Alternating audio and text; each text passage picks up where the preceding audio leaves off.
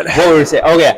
This is actually a topic I think that we like. The only thing we really like disagree on, in the sense of like you're very big. We don't disagree on like the premise of like not generating too much fatigue, and we definitely agree that like you shouldn't just go do 1,000 jumping jacks just to burn as many calories as possible, because and keeping the fatigue management in mind, because it can what's the word I'm looking for, I guess it can carry over to other parts of your training, could be not at risk, but the interference effect is a big thing, and when everything is managed appropriately and kind of progressed over time, you can do both. I think people need to experience getting their heart rate in all 5 zones. How do you feel about that? What makes you make that claim that they have to get their heart rate to all 5 zones? I think and I don't have any evidence offhand, so this is just me spewing like a typical, like a fitness influencer just making random claims. I think it makes them more well-rounded, and I think that they need to.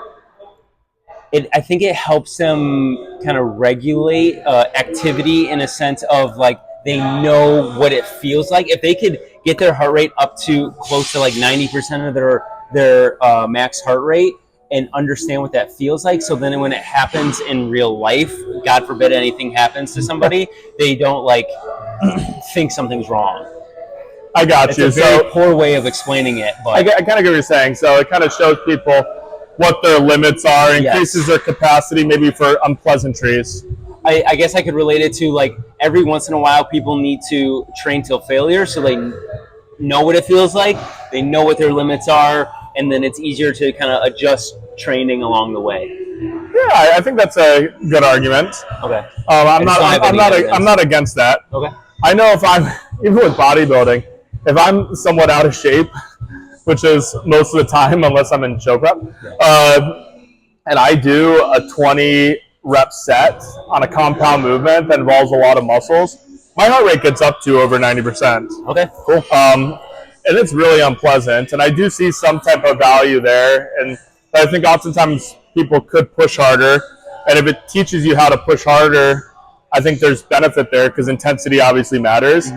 I would also argue that you could just use the modality you want to get really good at and just focus on that and push as hard as you can, and over time you kind of adapt to that stressor. Cool. And adapting to the stressors of which potentiate the progress you're looking for. I think, to me, that matters a lot. Cool. But yeah, and it goes back to specificity. It doesn't make any sense for you, but preparing for a bodybuilding show, you need to, your calories are already down, your body fat percentage is down, so managing your energy and fatigue is like numero uno. Yeah. And for you to go on a 40-mile bike ride would probably be the dumbest thing you could have done. It would be, I've done stuff like that.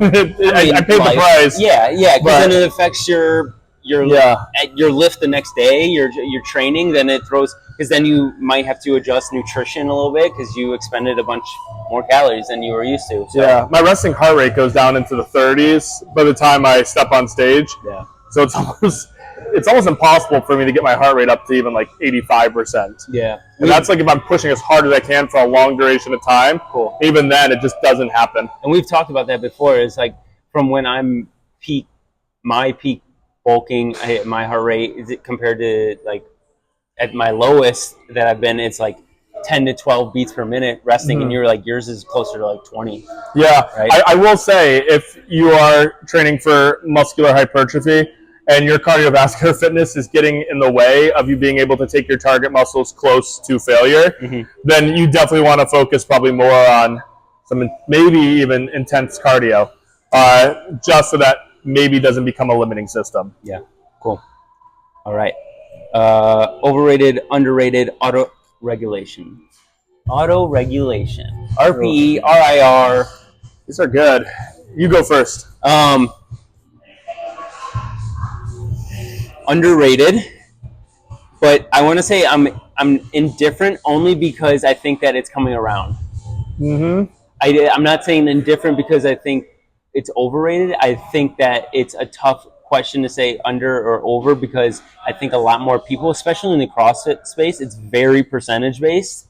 The programming, whether it be for your Olympic lifts or squat, bench, deadlift, whatever you're doing, it's coming around using RPE, which is cool because I think Renaissance periodization has had a big influence, not only like more so nutrition for CrossFit athletes, but I think their training principles and just a foundation of their idea of science-based training is making its way into CrossFit. And so I think it's right now it's appropriately rated, but more so towards the underrated, because on Instagram it still needs to make a bigger jump.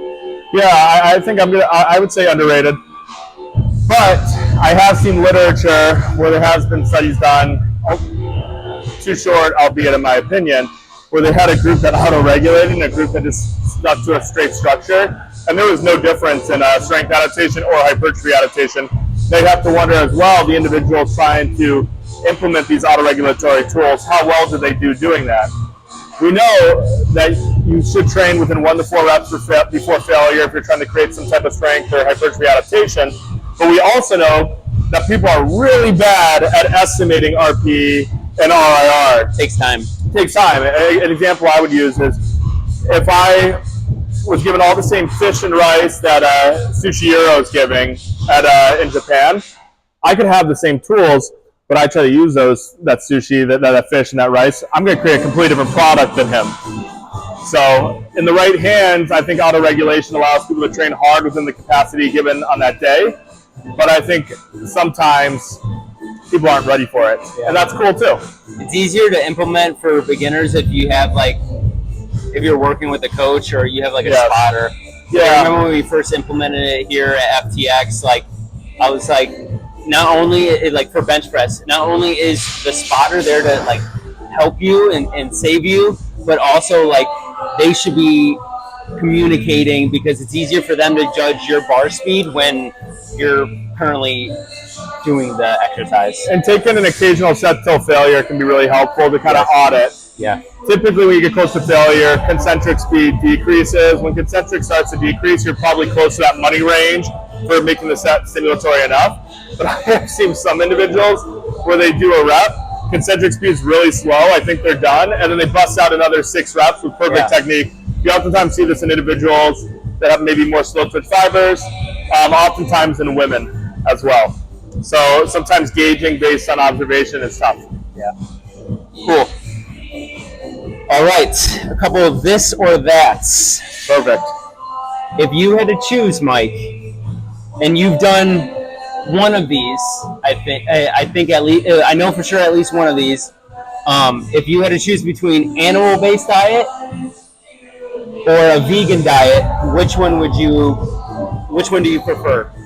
How are we defining animal-based diet? Are we going Saladino? Because I saw in a video recently, he said switched. Well, he said squash. He said animal-based squash, and it was just squash or something. So, how are we defining these terms? We'll go OG Paul Saladino, where it's just meat, eggs, butter, ghee, not ghee, tallow. Yep. Yeah. So OG animal-based. If it didn't come from an animal, you don't eat it, and then vegan, where it's the complete opposite. Which one do you think? Oh, easy. I'm going vegan. Vegan? More variety? Yeah, much more variety with vegan. The research seems to suggest vegans live longer than the general pop, probably because they have other health matters in check, such as exercise, stress, sleep. They don't typically smoke. So the modern day vegan might have a normal life expectancy as more data comes out. But yeah, much more variety. If you just go completely animal based, it's really difficult to get carbohydrates. I mean, I guess honey kind of counts as animal based, right? That is, yeah. You'd just be eating honey. Yeah, honey would be your carb. I'm going vegan, and then I'd probably supplement with, for sure I already do, creatine monohydrate, maybe some vitamin B12, some L-carnitine tartrate. So yeah, veganism with some supplementation. Yeah, I'm definitely going vegan just because the variety and flavor fatigue of meat, and it's a pain. that means you have to like either like. I mean, I guess you can just live off like if you're on the go, like we are a lot. I guess you can live off of like milk and like beef jerky. Like You, if you're you like, could. but it's just a pain. Yeah, I mean, animal-based diet for sure is not going to be as healthy No. in the long run. Yeah. So based on that, yeah, we're going vegan. Cool. Casein protein or pea protein? Which one is more bioavailable, digestible? Which one do you prefer? I'm guessing that you've had both. I've had both. I don't really use either. I'm on the Fairlife train, which I guess is a milk base, which there's some casein in there. Yeah, I mean, casein is slightly more complete, but it's very close. Pea protein, in a lot of the research I've seen, does very well, almost just as well as whey protein. I think casein tastes better. So, correct me if I'm wrong. I heard it's better for like baking. It is. Casein, I bake protein baked goods with casein. Yeah, it works really, really well. I really like the Quest casein protein. Cool. Yeah, I mean, pea protein's fine. I don't think it tastes as good. No, I've had casein once. I feel like it tastes like typical protein powder. Yeah. But pea protein, you know, something's different about Something's up. Yeah. And I've like visiting brother-in-law with my wife, and he doesn't drink a lot of protein shakes, but when he does, he has vegan protein just because the whey and the milk kind of messes with him. And I've had it, and like I can deal with it, but it's not my flavor of choice. There's some really bad pea proteins out there, like dirt. Next one: energy drinks or coffee. Both. I say this because Mike and his wife actually consume a lot of both. So, yeah, I'd probably, if I'm just going to have one, probably black coffee. Black coffee? I really enjoy each morning having a slightly lukewarm cup of black coffee. If we leave coffee out the next day, I'll still drink it. Yeah. I like the flavor. Now, the reason why I say black coffee is I could sip it slowly. If I want an immediate hit of caffeine, I can chug a couple cups of coffee in seconds. Whereas if I'm doing a carbonated 0-calorie monster or 10-calorie monster, I can't chug that ish. Yeah. The carbonation, also economically, like financially, that too. Energy drinks are more expensive. That's true. Yeah, I think I'm indifferent. I drink both. That one was just for fun. Yeah. And then lastly, back to overrated, underrated. Testosterone boosters or immunity booster supplements? Overrated or underrated? Overrated. And I'm not talking about like the prescribed hormones. I'm talking about like stuff you buy at the shelf at Walmart. Yeah, like Kino Body, Moho, or Mojo. Hydroxycut, stuff like that. Yeah, no, for sure overrated. Even vitamin C, that was popular for a while. People megadosing vitamin C. Potentially, if you're not sick yet, it might provide a slight benefit. And individuals that experience cold symptoms, if you're already sick, colds went from like 13 days on average to 12.1 or 12.2. So the benefits seem to be really, really trivial with any type of those immunity boosters. Yeah. They're not well backed by any type of literature. They're mostly a waste of money. And then testosterone boosters, for sure a waste of money. And if they do something, they're going to have heavy sides, and they might create hypogonadism, and you might be reliant on something that actually does something, like testosterone replacement therapy. So, yeah, if you get something that's tainted, you might get a positive effect. That's my but you don't want that. That's my worry. Is like, well, I don't take a lot of supplements, and when I do, I make sure they're third-party tested, because the toxicity of them can be actually detrimental. Yeah. I can't remember the author of the paper, but basically it was talking about the toxicity and like tainted supplements, and this multivitamin had traces of D-ball in it. Nice. And it was because that these supplement companies use the same warehouses to like package and create their supplements. So like if they don't clean stuff properly and the sanitation isn't there, then like there could be like cross contamination, and then you get like tren in your in your Flintstone multivitamin gummies. I just imagine a grandma, like maybe living in Nebraska, Yeah. going to the store, buying some vitamins, and like a month later, just jacked. Just 10 more pounds of muscle. Jacked with facial hair. Yeah, and exactly. a slight amount of anger. Yeah. It was funny. There's a meta-analysis that just came out, and what they found was individuals that take multivitamins daily, they actually die sooner.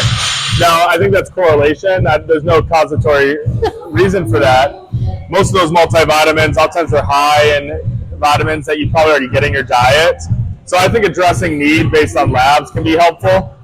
If you're vitamin D deficient, maybe supplements of extra vitamin D, that might help with immunity. But it's going to be case by case. It's not just throw the kitchen sink at it. And with the testosterone boosters, the only evidence that seems to suggest the benefit are when they're tested in elderly individuals with really low testosterone. But if you're a normal, young, healthy individual, you're not going to get a spike up. And if you do, you're taking something else, and then there's going to be some serious trade-offs. Yeah. No horny goat weed. No. You remember that one? Yeah, I do. They still sell that. See that, GNC? I know. I explained it to my father-in-law. He's like, "What did you just say?" And I think it sells. A lot of these things sell just because of the name. Yeah. Cool. Yeah. All right. That's all I got. Thanks, Mike.